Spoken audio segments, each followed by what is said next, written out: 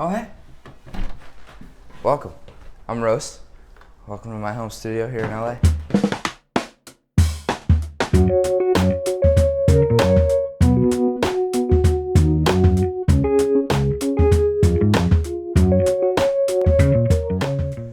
Hi, Roast. Hi. What made you decide to come to LA? I had some friends that were moving out here after school. I visited a couple times, fell in love with it.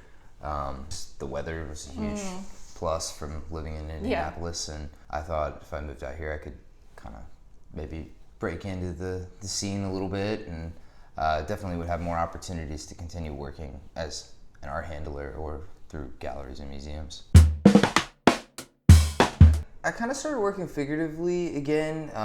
In school I was making a lot of abstract paintings, and then I afterwards had started getting interested in working figuratively again, and I had a couple shows with that kind of work before I moved to California. But when I got here, I was kind of already using some of the palette that I've kind of been working with for the past 5 or 6 years, but I definitely think that the content has become a little bit more sharp and kind of clean. I think that's kind of like a result of like the light here in California being really different. Light. Yeah, and just kind of making colors that I experience visually pop a lot more, and I think that that's kind of led me to sort of tighten up and flatten things out in a way too.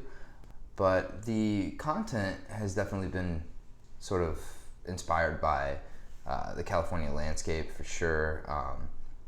Just a little bit more of the like playful kind of lighthearted aspects that California lifestyle has that, you know, maybe a Midwesterner wouldn't be used to experiencing.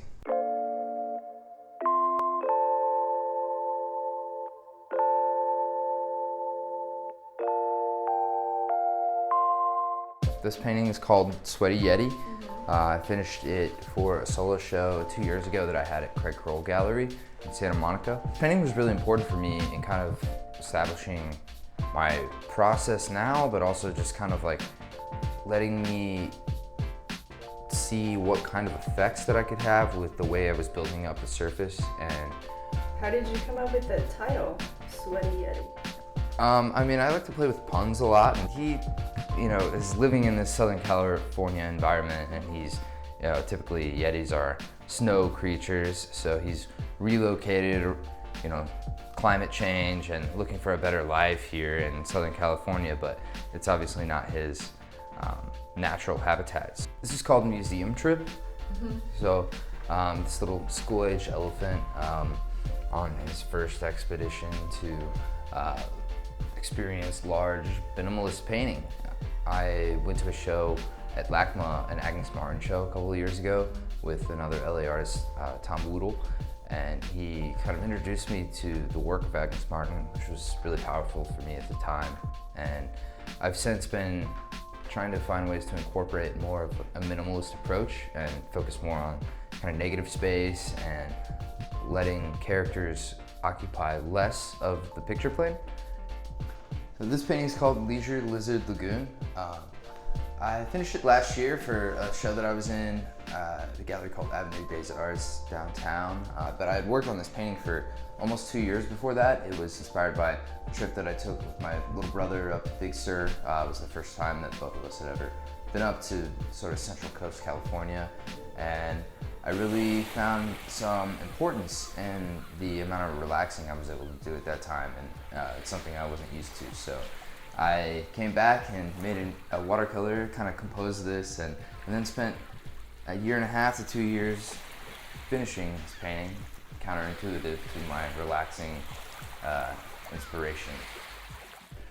All right, so this painting is called Learning from Death, and it's inspired by initially the loss of my grandfather, which happened about 8 years ago, but I made drawings and spent a lot of time trying to compose an image that included death and the hog figure that I used as sort of a self-portrait.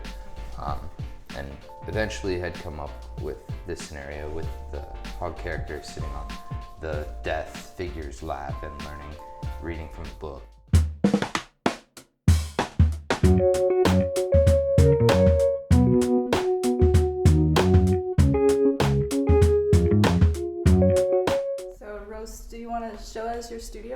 Yeah, come on in. Let's take a little look. Go ahead. So, I have a couple tables that I use to work on, at least permanently. I have other tables too that I end up moving things around a lot in here. I have sort of like a library here of colors that I try and save. I always mix enough of everything so that I can keep it in a little swatch in order to make touch-ups later as I finish the paintings. How do you build your library of colors? Well, it's sort of like they happen as I create the painting. So in a painting like this obese Sphinx painting here, I have a lot of colors that I've built up as the painting comes to be.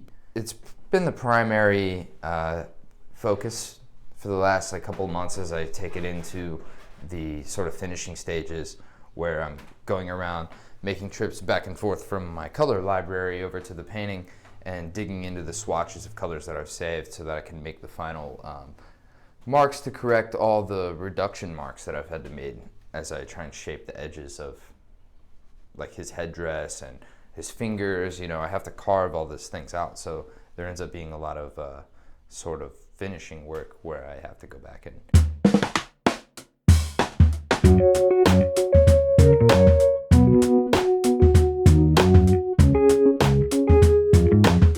How do you come up with all the ideas for your paintings?